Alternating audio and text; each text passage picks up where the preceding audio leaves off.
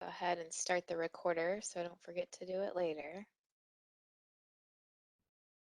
Sounds good.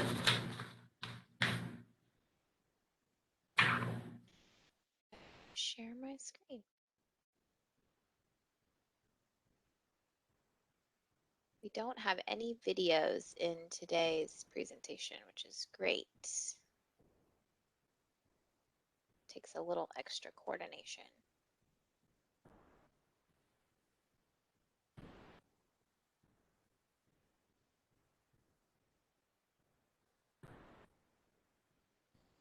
Matthew, since I have you here, I'm just going to run through the slides real quick and see if you can see them and everything looks okay for you. Is that all right? Okay. Hello. Good morning, Nicole. Hi, Nicole. Oh.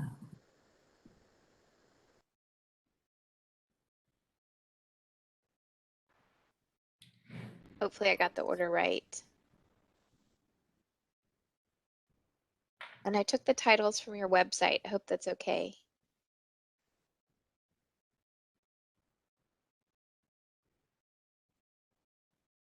Yeah, that looks great. All good? Okay. Super. Sorry, Scott, you'll have to bear with us while we go through our tech check. That's great. Kind of like seeing the floats before the parade. Little Mhm. preview.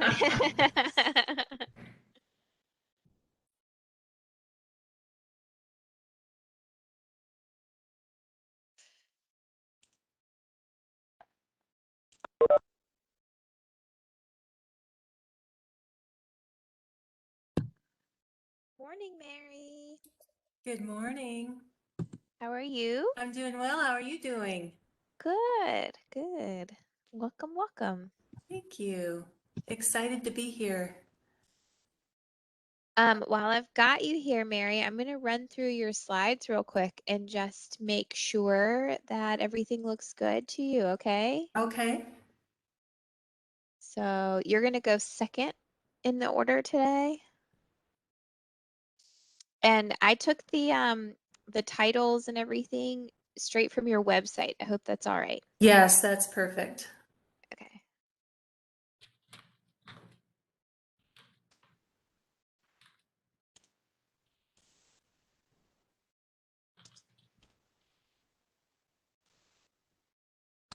Oh, thank you. All look good? Yes, perfect. Thank you. Awesome. Oh, we got Michael here for his next. Morning, Michael. Hello, good morning. It's hard for me to keep, it is morning where you are. I'm trying to keep everybody straight. We've got some East Coasters, we've got some Venetians. Michael, it's good to see you again. Hey, Mary. Yes, good to see you again, too. It's been a few years. Uh, That's cool that you guys know each other. Yeah, we've been in a couple shows together. And then I curated a show a few years back and had Michael was one of the artists in that show. So I follow his work. I love his work. Awesome. yeah, yeah, I love Mary's work as well. So it's a pleasure to be here with her as well, too. A good company. Yeah, good company for sure. I love that it Michael, worked out that way. Now you're in the I same love, section. That's great. yeah, me too. Michael, while we're just getting ready, I'm going to run through your slides. Let me know if there's anything we need to Sure. fix. Okay, thank you. I think I got that last one corrected. hmm Looks good. hmm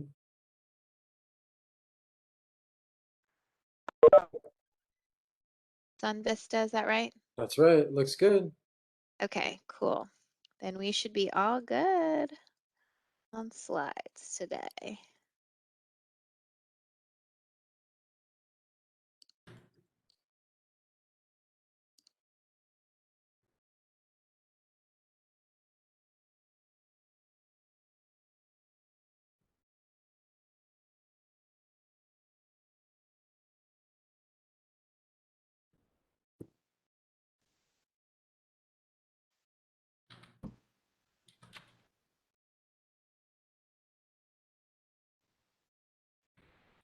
We're just waiting on Lake to join us. Okay. And then my boss, Mitch Menchaca, will join us as well. So we'll get started once they sign on.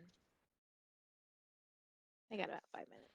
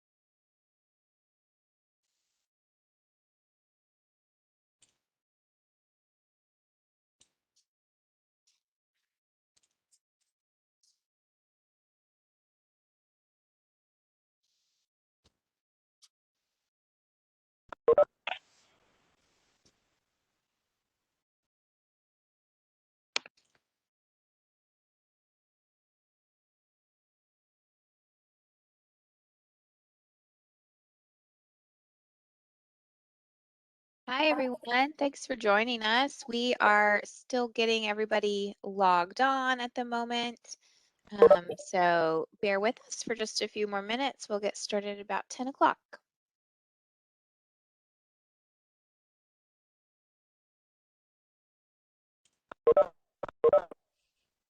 Okay, well, can we try? Yeah. Just like it this way and slide it so that I don't know why. Sit over there. Yeah, sit next to me. I just don't want it to, I like it.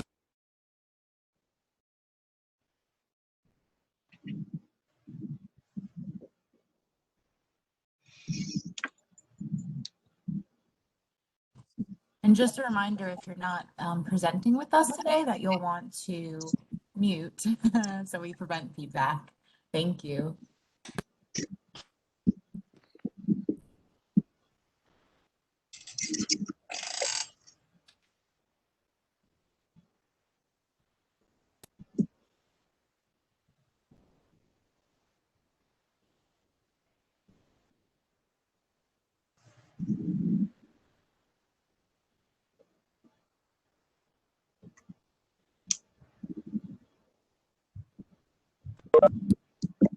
I think we're just waiting for one more of our presenters.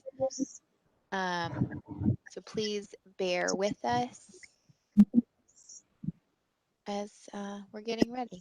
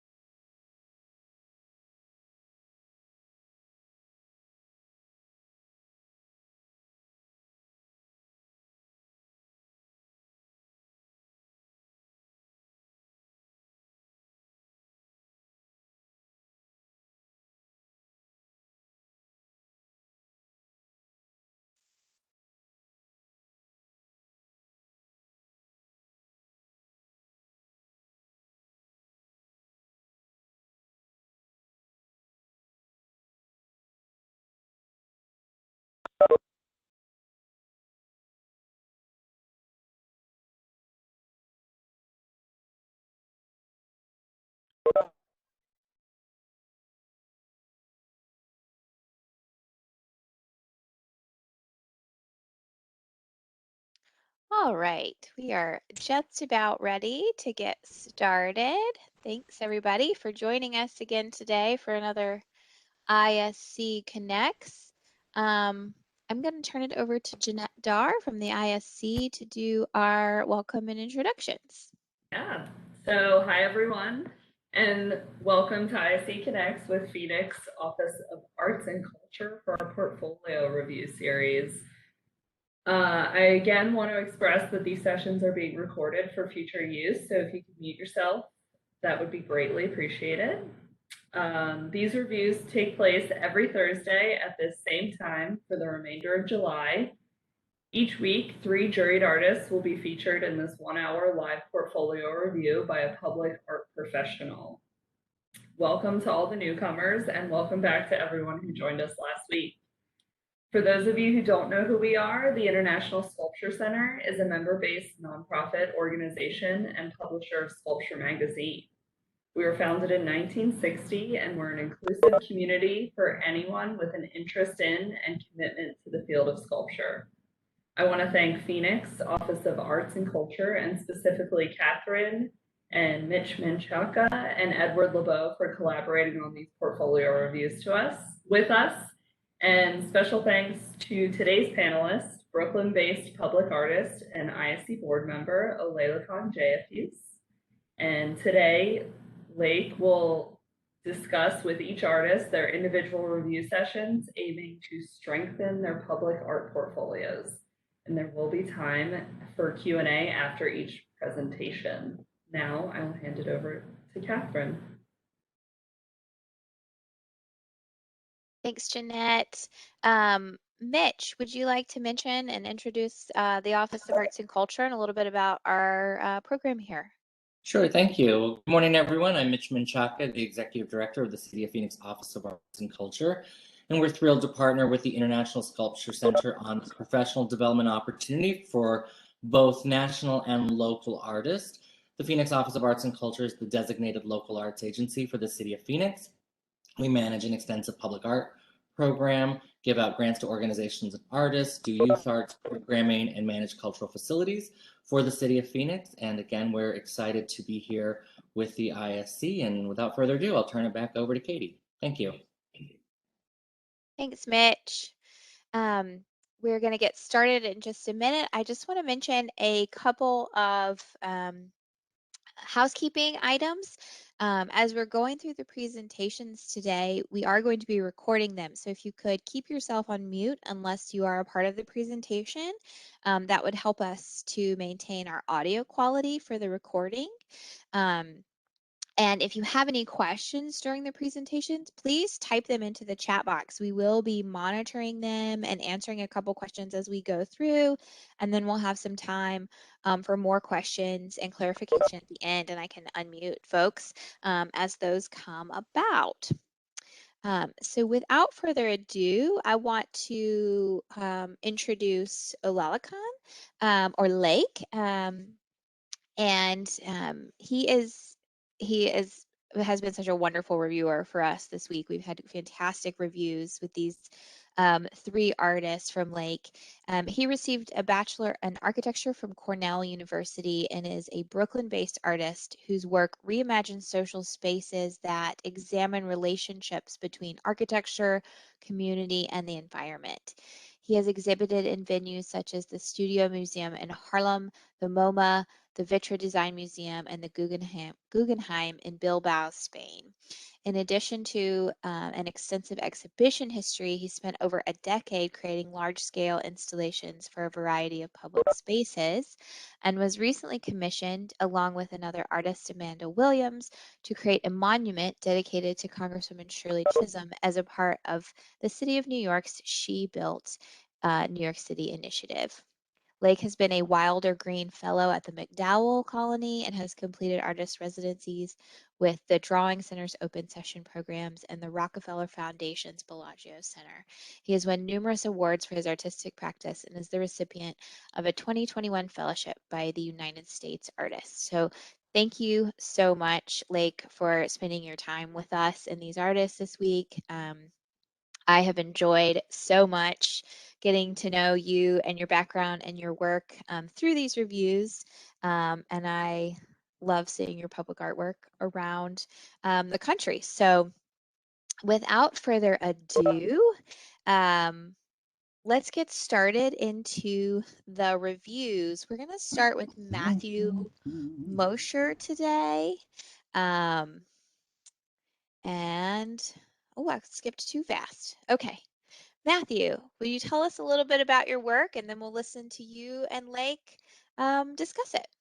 Absolutely. Yeah, so hi everyone, I'm Matthew Mosher. I'm an intermediate artist. My work is in interactive sculpture. I make pieces that try to relate to the human experience as illustrated with geometric abstraction and its relationship with computational media and data visualization. So this is a public sculpture I made called Vajramanta Birhu. It's welded weathering steel. It's about 9 feet tall, and it's a series of triangles that kind of wiggle back and forth as they go up, increasing in length but decreasing in width.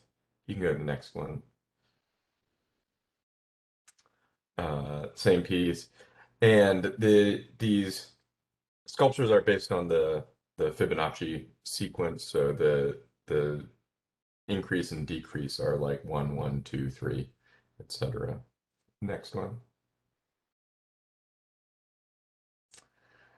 This one is called Standpipe. I made this one a little bit before Vajra in Arizona. Actually, it's now at home in Lakeland, Florida, at Midtown Lofts. Similar idea. The plan of this one is a square, though, that rotates instead of a triangle, so it's a little bit stockier. Next slide.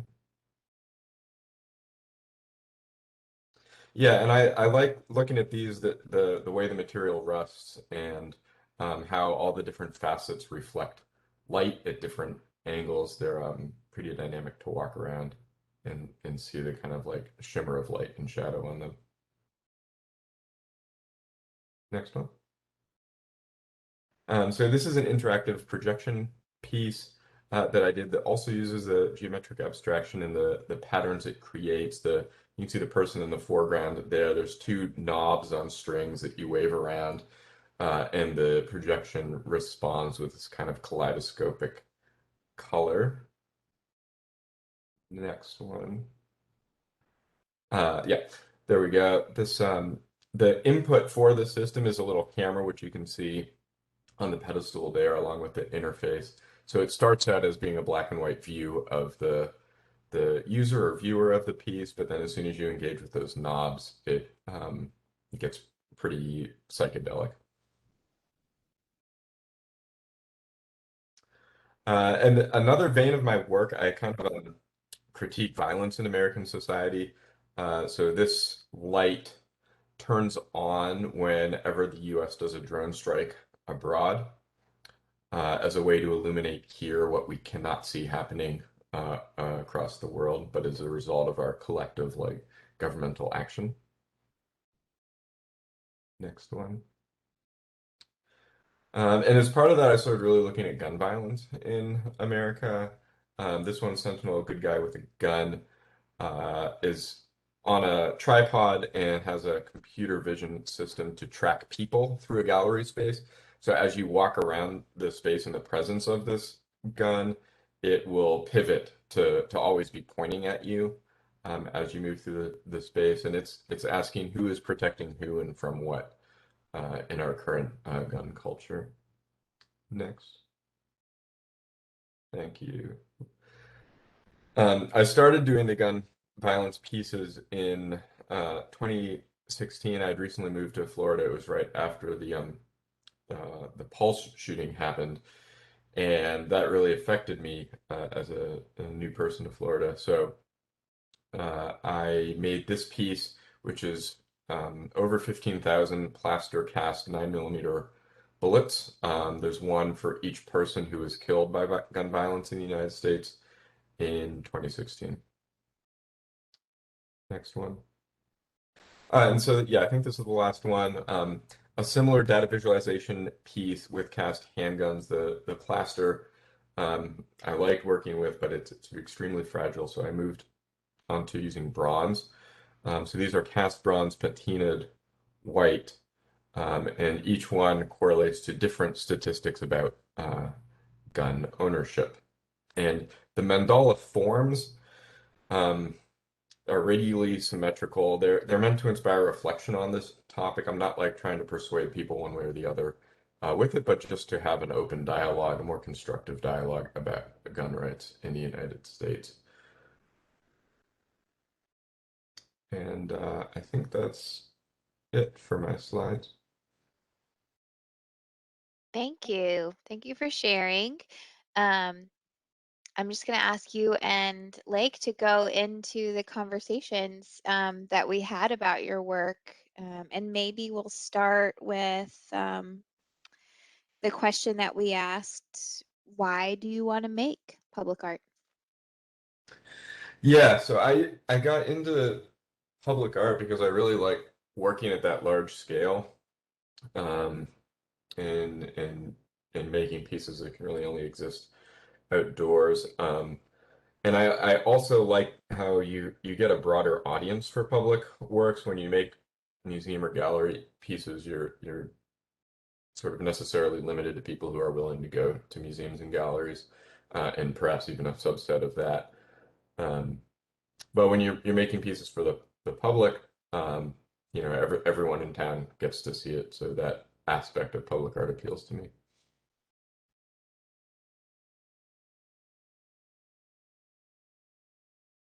Terrific. First of all, I'd like to thank you all for having me.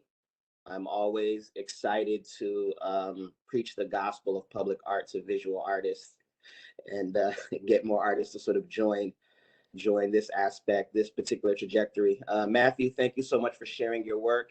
I apologize if I might cut out. I'm using my phone. I don't know why my internet went out, so I'm on my data, but I hope I'm crisp and coming across. But no, Matthew, thank you so much for sharing your work. I love that regardless of the media that you're working in, first of all, I love the fact that you work in a variety of diverse media. I think that is something that public artist like that's absolutely a strength. Public artist panels like to be competent that you can execute, your particular project or vision in whatever media you set out. I love that whether it's sculpture or whether it's the building projection that we're looking at right now, you really see the through line in your work, in regards to it being about interactivity, human connection, computation, coding. I think these things are, I think new media is something that, a lot of public art programs are beginning to add to their particular venues. I know a lot of like New York's MTA, LA's, Metro Art Program are beginning to add in this new video art. Airports as well, they do a lot with video and interactive art. So I think there's very much a place for this kind of work that you're doing, right? And I think, just the idea of that you're dealing with these sort of abstracted concepts, right, that regard data and society and these particular issues. But the execution, because of the abstraction, makes it, I would say, kind of universal, right? Public art is a thing where, you go into different cities, and you're creating work that will sort of resonate with a diverse population, right? That is diverse across age groups, ethnicities, income. And I think the fact that your work has a kind of level of abstraction, grants it that sort of universal quality. I really like, how you are investigating, particular, social political issues in your work, with the gun, with the gun series. They are somewhat kind of anxiety inducing, right? So in lieu of very specific public art calls, that ask the applicant to investigate these particular issues, it might be something that the panel is sort of difficult for them to really process, right? Particularly the AR, which when you walk into the gallery, it like tracks you. That's I absolutely love it. And there are venues that do work with those. Particularly, I think we discussed Socrates Sculpture Park. So I think this work for someplace like that would be absolutely perfect. And that really anxiety inducing aspect of this AR tracking you. And I love the title "Good Guy with a Gun." It is something that is still very relevant and still kind of important, right? But imagine public art spaces, that are sort of outside of a kind of venue like Socrates Sculpture Park. It be a little bit more difficult to kind of convey the intent beyond the actual experience of having an AR following you around. But no, I really love. Again, I love that your work, whether it's physical sculpture, or whether it's these interesting interactive videos and projections, you really do get a sense of that idea of kind of interaction and connection, right? And those things are very important, particularly given artwork in the public realm. Thank you. I think this particular sculpture of the data visualization of things here, I think this one is probably the piece that could contribute well to a public art application. What I mean is the panel is going to be able to make the leap of like, okay, this artist is thinking about how to communicate numbers in a physical space. And I think that would tell them a lot about how you think. So if you were going to put any of this series into a public art application, I think this one would be your strongest piece to make that communication. It is a little less anxiety inducing than the others. I think the statements that you're making are strong. I'm not saying that you don't need to make those statements in your art. It's just picking and choosing exactly what you're trying to communicate for that particular panel, for that particular project. Right. Matthew, was there anything from our conversation that we had a few days ago that struck you as like surprising or something you hadn't thought about before when applying for a project? Yeah, I mean, a couple things that stood out to me. We just discussed, as you know, like the viability of including more political or activist pieces in public art calls. It really depends on the call, and I think that was like really sound advice. Some other things that stood out to me were with specific to my work, was thinking about, like how many images of each piece you would want to include in a call, and the quantity of those images. Like, you don't need to necessarily max out the portfolio. If they're asking for 6 to 10, 6 is fine, without going overboard with it. And then also, because my work is so like conceptually based, really thinking about the language I use to describe it, and also how can I get the image to convey as much of that as possible without having to have a lengthy description that goes along with it.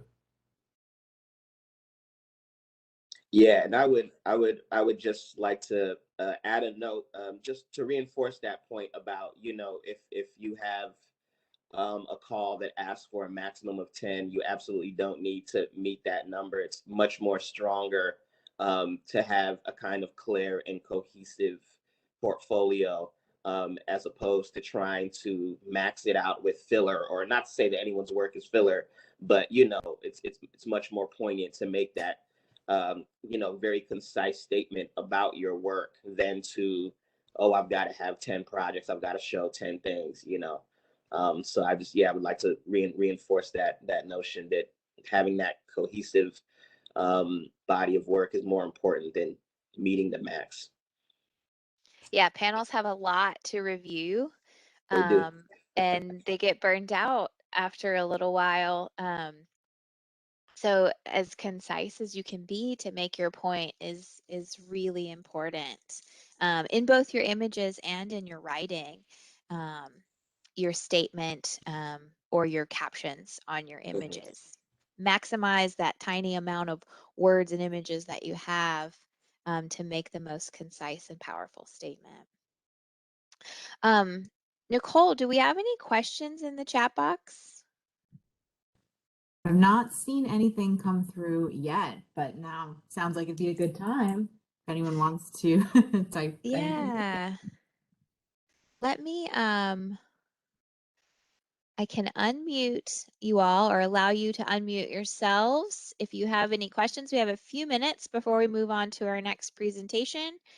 If we don't have any questions, we'll move on, so that way we'll have more question time at the end.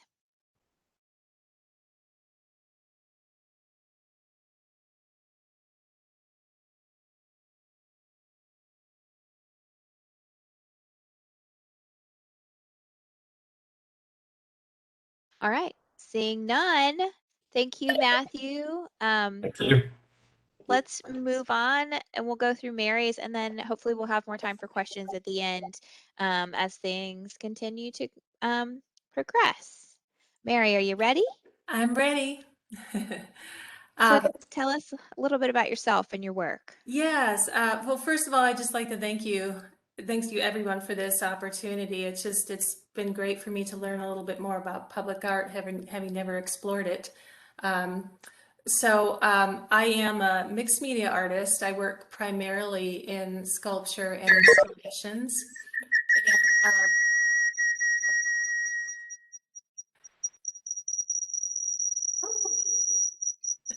I hope that's not me. Am I the only one hearing that? Okay.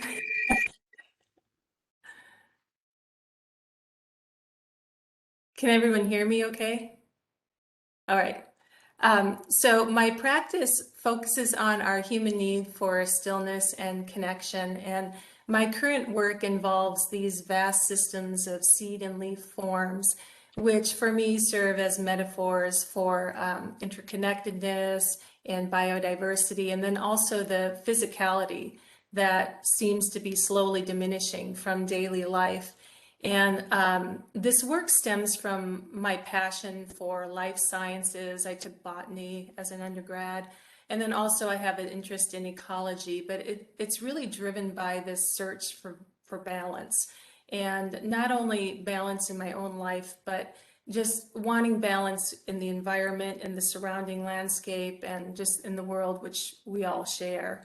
So what we're looking at now is Biophilia Seeds. And the term biophilia means love of life. And it describes this innate human tendency to seek connection with nature as part of our well-being. And this is an idea that resonates with me profoundly. And I've been working with it for probably the last 5 years. And it's an idea of our health, like holistically being intrinsically tied to the health of our planet in a wider idea, and then also, in a smaller scope as well. So this piece is 15 feet wide and carries over 500 individual ceramic seed forms suspended by sewing needles. And the seeds range in size from about a ½ inch in length to 14 inches in length. And I've been working with seed forms for many years. It's more recently I've been researching forms that are tied to the life cycles of trees and kind of exploring that. But I've recognized seed forms in my work long before I started actually actively looking into them. But I'm interested in seeds because not only are they the underpinnings of natural systems, but they also flourish and grow in darkness and light. And I see that as a metaphor for human resilience, the human spirit, strength, all those things. And so the forms that I make have very human qualities, which you will see in some of the detail shots. But with this one, you can also see the reflective component. So I use a lot of reflective materials in my work, such as graphite, metal, found objects like sewing needles and pins. And because they're reflective, I see them as always being present, reflecting the here and now. And they also, to me, they make the viewer a part of the work. They reflect the surroundings, and anyone that moves through the space maybe can recognize how the piece might change with that. And then also using recognizable objects like sewing needles that someone can connect to, maybe with a memory of a person or someone from their life. And then also for me, I have a personal connection with sewing needles. I'll mention a little bit later and with another piece, but they are also a symbol of the interconnectedness that I explore a lot with my work. So we can move on to the next image. So this is the Biophilia leaves panel. This is actually the sister panel to the seeds. I showed them together in a space at Mesa Contemporary Arts Museum a couple of years ago. They were on opposing walls. And so each leaf has a corresponding seed. And so this panel carries over 500 different porcelain leaf shapes suspended by sewing needles. And the forms, the leaves are inspired by actual leaves that exist in the world. And there's over, I have a book of leaves that has over 600 different leaves. So they're abstracted, obviously, but they're inspired and I guess based on real life, which I like that idea. So one of the reasons why I work a lot with leaves is I'm originally from the Midwest, so I've always had this affinity for leaves, but they're ubiquitous. We see them everywhere and no one is exactly the same. And like the sewing needle, they're recognizable and have this ability to maybe evoke, a memory of a time and place or one's connection with nature. And you can see in this image there, they also carry these very human qualities. I see the human figure in everything, in not just nature, but also, man-made objects as well. So we can move on to the next series, next image. So this is the Stillness Series, and this is actually my most recent work. I just finished this, these pieces I just finished earlier this year, but this is an ongoing series that is my response to the isolating events of last year and just the chaos of last year. And what this series explores the blurred lines between isolation and solitude, and how I see solitude as coming from a place of strength, something that as an introvert I crave in my work, but then isolation is something totally different. And so it's this personal narrative about this universal experience and about finding light in times of darkness, and then also balance, this underlying theme in my work, finding balance through the physical connection with nature and then the virtual connection with the people in our lives, those that we love that we're physically separated from. And I just wanted to mention one of the inspirations behind this piece particularly was an article I read early last year, right as things really started happening. And in the article, there's a quote that said, "In rebuilding a broken world, we will have the chance to choose a less hurried life."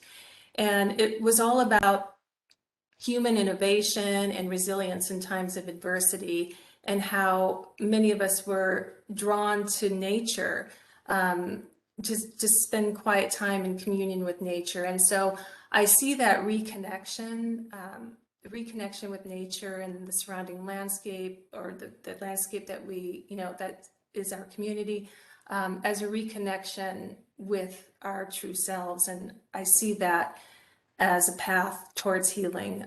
So that's really where I am with my work right now.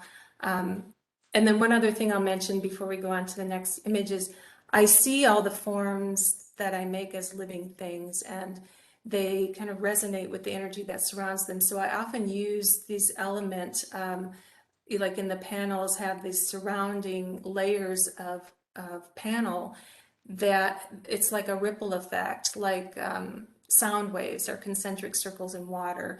And that's a design that you will see in the next series that I show in the next slide. So, but for this one, they each have their own place, yet they're connected to the other ones in the series. So we can go on to luster. So up until recently, most of my work has involved cast metal. I did a lot of metal casting as an undergrad at ASU, and I loved the process. So this series is an evolution of cast aluminum forms that they're definitely inspired by the human figure and the sewing needle. So they were hand sculpted in clay and then cast in aluminum. And so the reason for the sewing needle, I see it as a symbol of so much, but I see it as a figure. And it's, again, one of those things where someone can see a sewing needle and have that direct connection, maybe a memory. Personally, for me, I see it as this tool that is definitely, it's associated with domesticity in women's work, but also for me, a symbol of strength. It has this capacity to mend and pierce, and when it's threaded, leave evidence of a journey. So I kind of see that as a narrative again for like a human life or a human journey. And so I use it often as an element in my work. And we can go on to the last slide. It's a symbol of strength, connectedness, and also personally meditative processes that are so much a part of my work, carving and sanding and things that keep the body busy and let the mind wander. And so, and then the other thing I wanted to mention with this one is just the reflective quality of the materials and how it's just always in flux and always changing with the surroundings. I think that's it. Super. Thanks. I'm going to let Lake take it away with some responses. All right. Mary, thank you so much for sharing your work. I absolutely love it. What I really like, I mean, there's such an incredible amount of detail in your work. And, why I mention that is that I love that the viewer can then sort of have multiple experiences with your work, right? They can see the entire sort of composition of the work from a distance, right? But then when you get up close, there's such an enormous amount of care and detail that goes into the work. I could really see a public audience spending a lot of time, imagine if this was like on a train platform, right? It feel like, every day during your commute, there would be something more to see within your work, right? So that incredible amount of detail grants it, so much more of a kind of robust experience for a public audience. So I think your work in that regard absolutely translates very well to, a public art audience. And I like, again, similar with Matthew's, but in a much different way, the fact that it's abstracted also makes it very universal, but it's so detailed. I could see this narrative of these leaves, of what they mean, of the human form, biophilia, the seeds. I could see it translating to so many different cities, and I could see it being very unique and specific to that city so that it would resonate directly with that community, right? Like, so exploring the flora and the fauna and the environment and the ecology, the ecosystem of a place like Seattle, and then going and, doing it for a place like, Chicago, or, just any multiple cities. So, your conceptual approach to your work, I think, is fantastic for making it unique, to the communities that you engage in. If you are interested in doing, public work all over the US. You know, there's open calls everywhere. Because those narratives are so fascinating as well, I think it also lends itself to a community engagement aspect of public art, which a lot of open calls will have the applicants acknowledge or address some kind of some kind of community engagement, not necessarily to like derive your work directly out of that, right? You can't take the feedback of everyone in the community, right? You ask 10 people, you know, in Phoenix, you know, what resonates with them the most about Phoenix, you're gonna get, depending on who you speak to, you're gonna get, you know, 10 completely different answers possibly, right? But just as a way, oftentimes if you're an artist that's coming from a different city, you know, you want to engage with the community to show that you're transparent about your process, about your work, and you're really interested in kind of engaging with the community to learn what resonates with them. And I think because your work is so narrative in this unique, you know, specific way, I think it lends itself so very well to those kind of community engagements, you know. And you know, for public art calls that mention community engagement, from my experience, I would let you know to take that line seriously, right? Like, not treat it like an afterthought, or even though that, you know, that mention of community engagement, very often it's literally just one sentence in the request for qualifications, right? Or one sentence in the request for your proposal. But I can guarantee you that public art panels really love to hear that you are open and willing and amenable to interacting with the community, right? Because there's often so many stakeholders on a public art project, from the developer to a landscape artist to the architect, to whatever artist they put on the panels that might teach at the local university, to several community members, you know? So speaking up about the fact that you are not only willing, but are eager to interact with the community. And I think your work really lends itself to that. Is something that's great, you know? Mhm. But one thing about your work, because right, so it seems, so for you, this is what I have to say for you to consider, because public art projects, you know, they can span from some 2 to 4 years to you can have a month turnaround, right? So a lot of them, particularly proposals, it goes very quickly. And your work does have, it looks labor intensive. A labor of love, but it looks labor intensive, right? So I would say public art panels, they want to know that you can produce the work within the time frame, right? That you can meet deadlines, you can meet budgetary concerns, right? So some of the materials you're working in, like for instance, porcelain, may not, you know, may be cost prohibitive, when you scale it up to a much larger artwork in the public audience. So I would think, I would ask you to think and consider, you know, what you'd be comfortable with in regards to, you know, having to change some part of your process, or how your work may be viewed, right? So the 3D relief work, which is, you know, kind of 2D work, if you'd be comfortable, for instance, that to me that would look amazing as a super high res photograph, you know, in an airport. But would you be comfortable with your work being engaged that way, right? But for me, you know, the audience, I would still be really, you know, fascinated by the quality and the detail. But you've cast in aluminum, you know, so there are ways to translate some of the processes and some of the materiality in your work. But that would definitely be something that, you know, that I'd have you consider, right?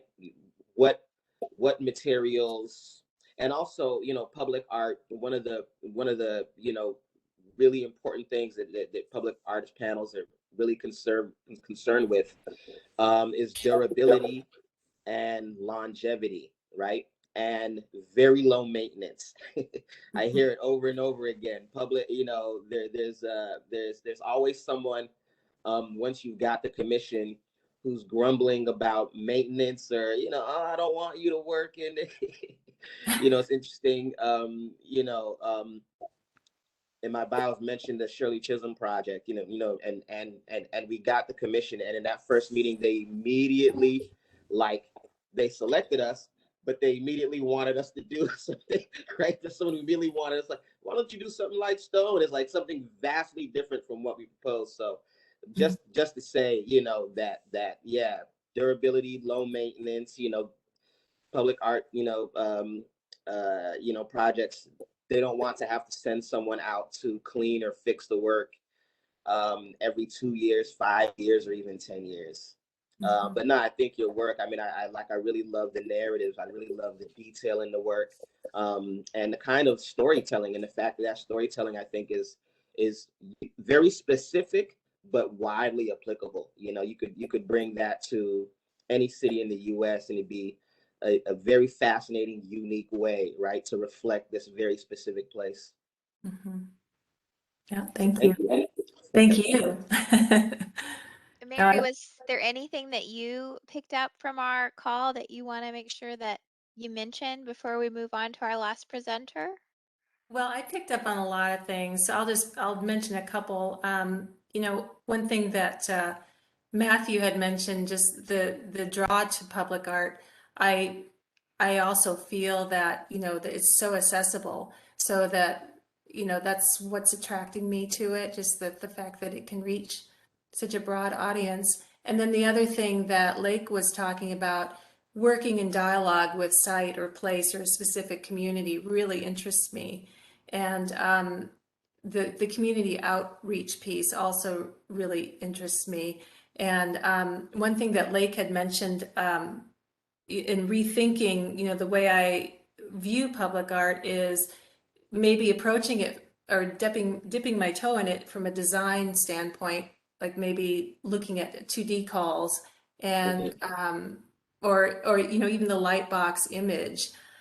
Because for me, the goal is to create this sense of stillness, and that's the most important thing.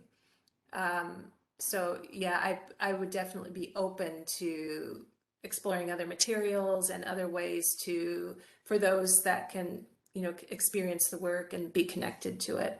So. And what better place for a moment of stillness but in an airport where I you know. need to like rest in between flights or That's right. yeah, I would say really look out for those airport opportunities. Yeah. Yeah. The City of Phoenix Airport Public Art Program is really very, very strong.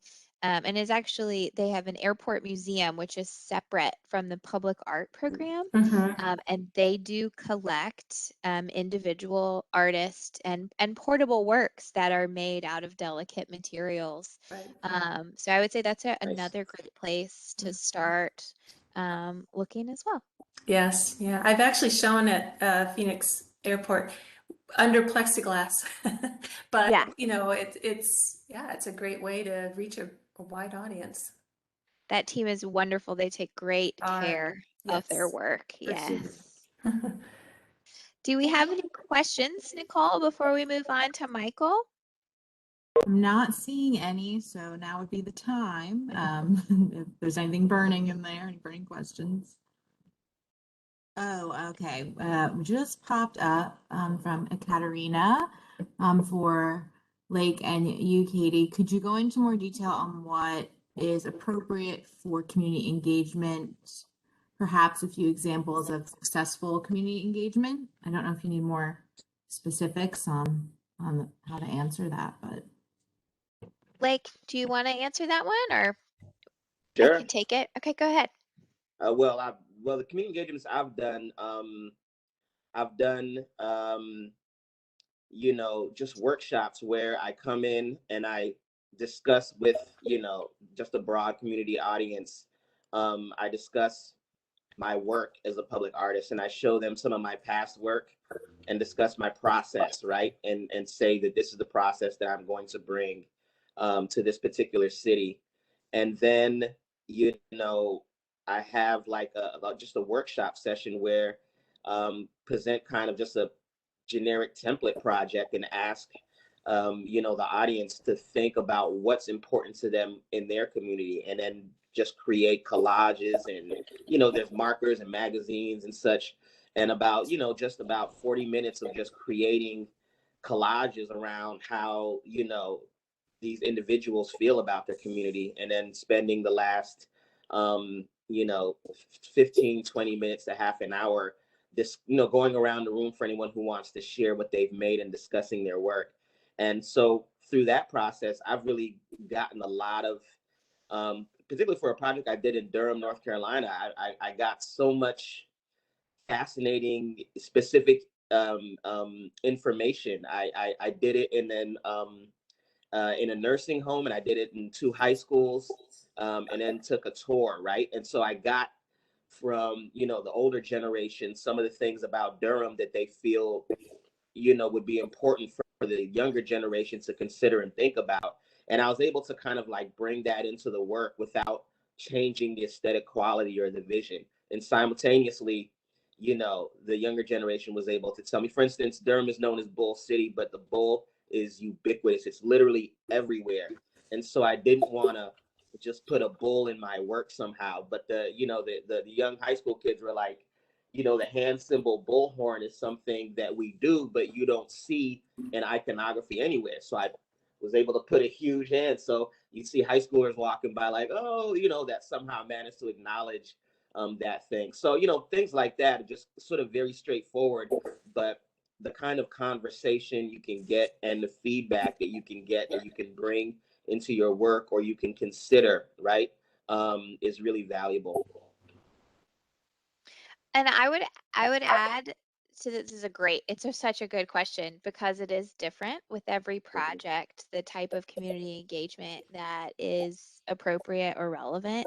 I would say research is really important. Um, Listening to the community is really important, and that could take different forms. I've had experiences where projects are in proximity to schools, so we have connection with school kids. But then I've had places where projects don't really have any people around them, and the audience is people that are going to be driving by in their cars. So it was helpful for the artist to talk to people who drive in the area. And so I would say when you do embark on a community engagement focused project, work closely with your project manager or your commissioning agency to learn as much as you can about the place. And to know yourself too. If you are an artist that does not work well with students or kids, be honest about that. And let's find another way for you to engage with the community. Don't feel like you have to be forced to work with kids. Look for calls that are involve community engagements with maybe communities of adults, or an airport is an interesting type of community space because these people are travelers. They don't live in this particular space, but they might be experiencing it for a very short period of time. That may be the only time they ever visit that place is in the airport. And so it can be very different in each project. I would say work closely with your project manager to try to identify the right type of community engagement for the project and for you as the artist as well. Mhm. Okay, I stopped sharing so we could answer that question. I'm going to go back and ask Michael if he can tell us a little bit about his work and himself. Yeah, hi. My name is Michael Afsa. Thank you guys very much for the opportunity today. So I create minimalist sculpture work, and I use common construction materials like plywood, spackling paste, um, household paint, and I use textures that are often found in suburban architecture. So I'm inspired by the architecture and the landscapes of the desert Southwest. And when I moved here from California, I lived on the coast in California. I moved to Phoenix, and what struck me was the color palette, the light, the architecture was very distinct. and I started to photograph it, and not, you know, the stunning modernist architecture which is present, but just the more common suburban architecture that is, you know, pretty common everywhere. And I was looking for moments of light and shadow, of real detailed, you know, poetic moments in these kind of everyday areas. And so that formed the basis for this work. And I was using a lot of motifs that were common to the area, like sunsets, you know, the horizon. It really just struck me that that is, like, you know, the symbol of the Southwest here, with the horizontal nature of the cities. You know, you can see, you know, these vast, you know, open landscapes. And so that's something that I like to capture in my work. There's a serenity to it. There's a, you know, a real particular sensibility here in this area, and that's something that I want to capture through these sculpture pieces. And so on that first piece, what you saw there was, if we could just go back to that one, yeah. So this one, this is using plexiglass as representative of the sunset, and then the portion below it is sort of like a, you know, the landscape essentially, and the horizon, and using that sort of kitschy stucco texture. And then within this is the light source. So there's an LED light source within it, and it illuminates. And so it has two parts to it. There's, you know, during normal daylight hours, you know, this is a wall piece, but if you turn the lights off, it illuminates. So it's got the day and night. Okay, we can go to the next one. So this one I call Sun and Horizon. Something that I do with all my work is I reduce, you know, so meaning this is, you know, very minimal abstraction. So I was thinking about how can I distill the sun and the horizon to just very basic parts, and do so, you know, in an elegant kind of poetic way. And with this, you've got those two parts, and then the metal rod adds a, you know, a light contrast to these, you know, heavy forms, and then it's got that texture on the side and the pop of color on the side as well, to give an element of surprise and you know, light and shadow, emphasize the light and shadow.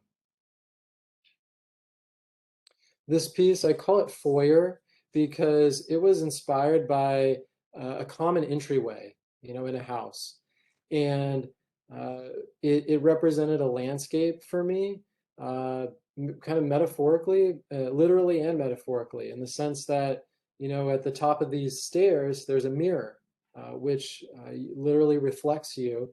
And it has these silk flowers, these kitschy silk flowers, which for me had a feeling of vulnerability.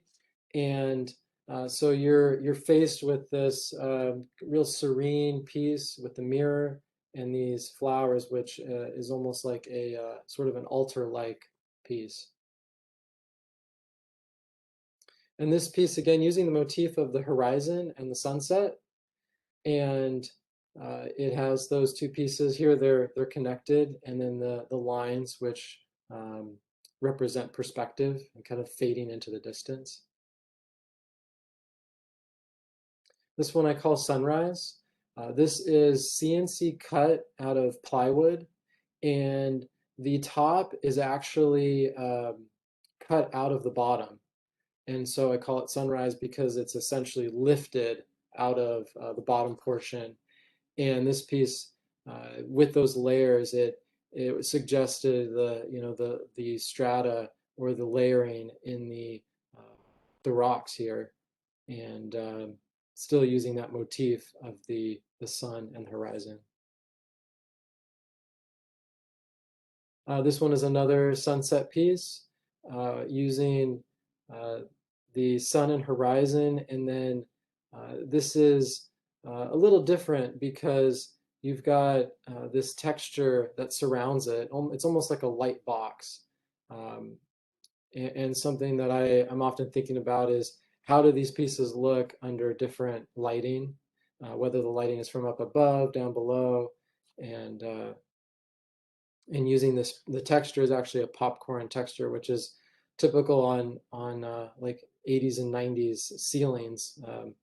And so that's another part of my work that I find intriguing, is how to take these really these textures that are no longer used in current construction, but how to take them and make them poetic. And I think at the same time it kind of makes us reflect on the history of styles and what our role is in utilizing materials and styles and design. This is called Hanging On to the Day, and it's a play on words because it's literally hanging on this cylinder up at the top, which represents the sun. And so the other meaning is hanging on to the daylight, making the most of the day. This one's Sun Vista. This is, it's got the bottom, which is sort of like the landform, and the top with the sun form. And this is another example of appropriating that local architecture and using multiple textures and forms.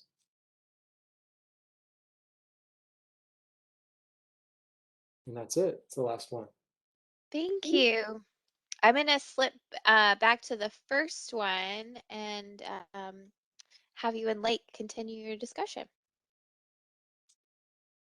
Yeah, thank you for sharing your work. I love, as you mentioned, the poetic aspect of it and the kind of simple abstraction.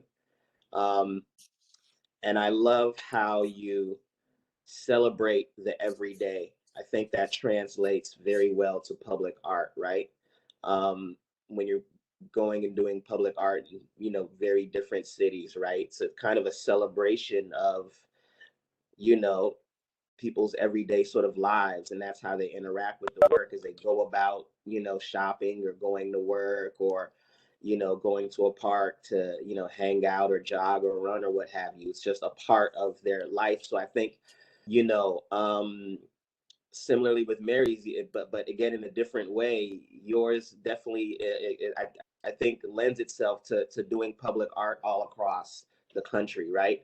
And I love how you're able to capture aspects of the materiality of of this region, right? And the horizon and the quality of light and the sun, right?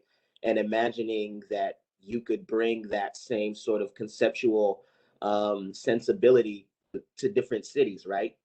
And see how that would change the colors that you're using, right? So imagine doing this in, somewhere in the southeast, right? What would the light quality and color be there? So it gives you, it's it's a fantastic strategy for doing public calls all over. And one of the things that I always say about public art and my public art as well is that um, it's a distillation of so many things into something simple and clear, right? Very often, that's at least the approach that I kind of take. There's works that can be complex, but I think yours is more within that line. And I think that kind of distillation has, again, a universal appeal, right? That can be brought to many different regions and environments and spaces.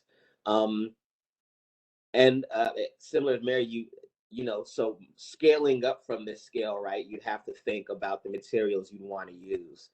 But I think your work would work very well in like cast concrete and form work. I think you could, capture so much of the textural qualities that you capture, in using plaster and getting the sort of popcorn feel, right? And the, hanging rods could be steel. So I think, yours will scale up easily and without sacrificing, any of the aesthetic quality in your work. And I think would really be interesting to see, these pieces as large concrete formworks as well, with with wood inlay and those sort of things. So I think you have a very good system working there. One thing I want to mention about the very first image that I loved was that you have this lighting aspect to it. And one of the things I say, one of the gems that I tell anyone doing public art, and that is something that is very likely that the other artists who are shortlisted with you will probably not do, is to show a night shot. You know, every time I've shown a night shot, I've gotten that commission. And the panel has literally told me, you were the only artist to consider what this work might look like at night. So it's an incredible advantage that you do that. If you imagine, this isn't in a museum. There are no hours for much of, for a lot of public. I mean, that you have public artworks within civic spaces and the like that do have hours, but so much of outdoor public art is going to be seen 24/7, and not many artists think about the entire eventide hours that their work is going to be viewed in. So that kind of consideration really lets the panel know that you're thinking of the full, cycle of the day of how your work would be viewed. And what I love about this is that during the day, there's such a great quality that you see with the textures, but at night, that becomes subdued and you get this glow. So you're just creating an entirely new way of interacting with the work at night, which audiences love, the general public loves, but public art panels, they love the idea of, right, to put it in a crass way, getting more mileage out of your artwork, right?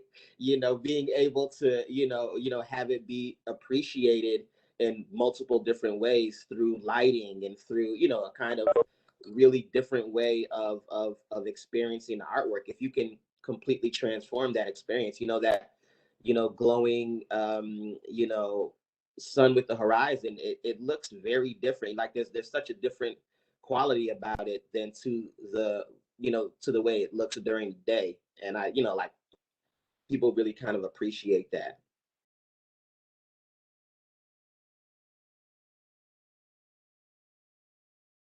Oh, unmute myself. Like, you mentioned something during Michael's review that I wanted to bring up. You mentioned like paying close attention to the application process and trying to think about who is in the room, who's going to be reviewing your work, and saying something for everyone in the room. For example, when we have a public art panel for the City of Phoenix projects, we always have a community member on the panel. We always have someone from the funding department on the selection panel. And so if you understand about that process and understand a little bit more about who's going to be in the room, Lake gave Michael the advice to say something for everyone in the room, which I thought was such good advice for every artist applying for public art projects ever. And the way to find out who's in the room, you may not know exactly whose name is in the room, but if you look at the call and you look at the selection criteria and you look at the program's policies, they will tell you we always have a community member on the panel. We always have an architect on the panel. It kind of varies for programs, but it was just such a good tip to think about who is going to be in the room and saying it might just be one line in your statement, but that one line is going to connect with the community member. And then there might be one image that connects with that architect. And that helps you connect with the panel individually and as a whole when they're discussing your work. I want to print that on a poster, say something for everyone in the room, because I think it's just such good advice. Yeah, no, that's true. And it doesn't have to be so pointed, right? That it comes off as disingenuous. But if you know you have a community member there, mention your interest in the community workshop and discussing. If, obviously if it's a development project, say that, you created this work, but you're amenable to a kind of flexibility around, changing the scope if you need to, or, the way I often do my projects is to sort of present it like this is the idea, but it can act, but because it's made up of different parts, it can be scaled and, changed a little bit, right? Similarly with the architects, say if you're flexible to the way they're working and how your work will interact with the architect, or or the landscape, or the kind, or the kind of vegetation that might be planted there, right? Just in a kind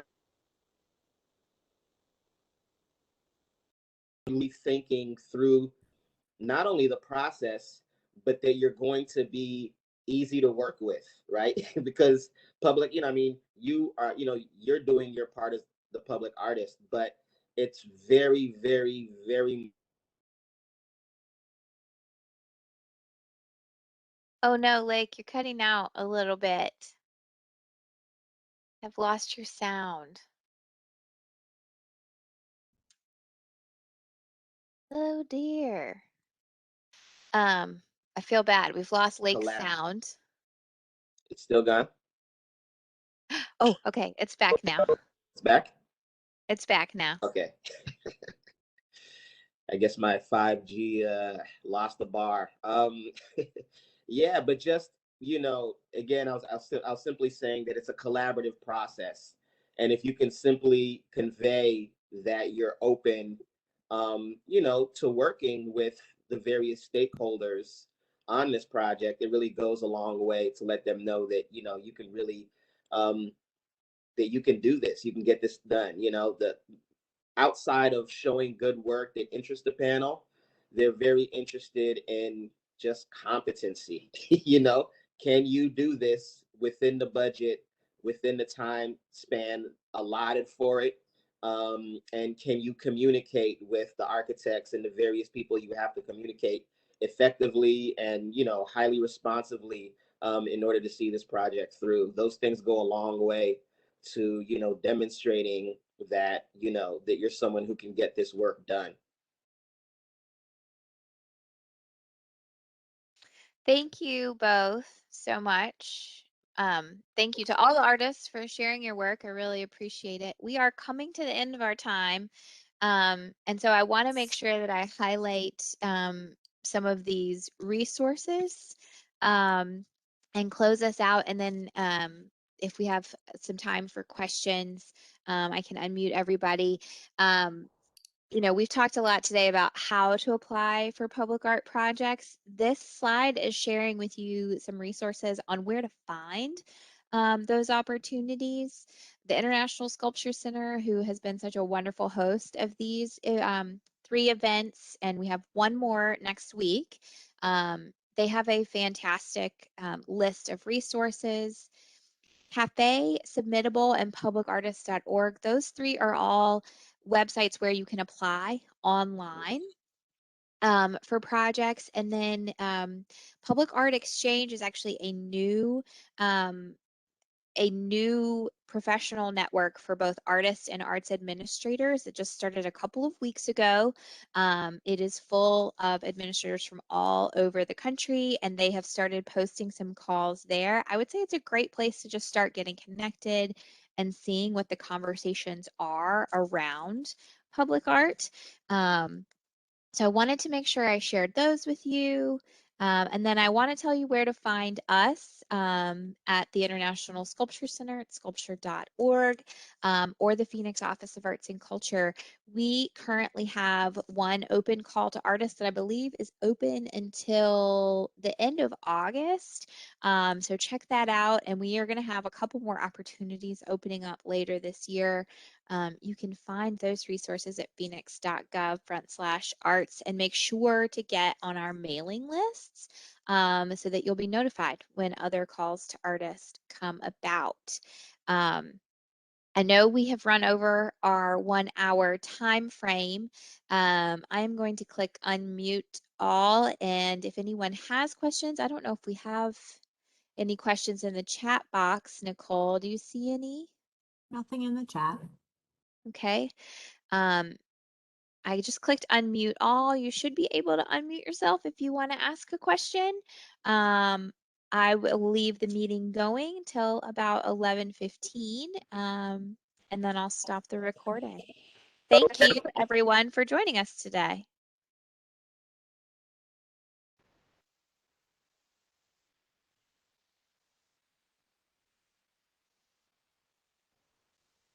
Blake, thank you so much. Thank you. It's great being here. I'm also looking to see who all is on this call. I'm hoping everyone applies for future public art projects with the Office of Arts and Culture.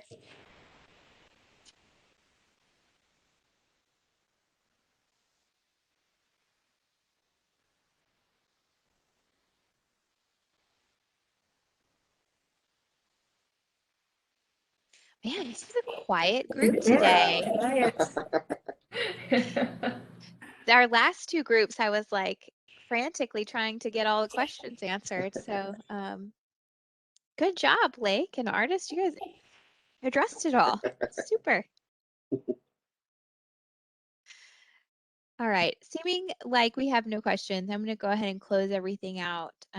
So thank you, everyone, for joining us today. Join us next week, 10 a.m.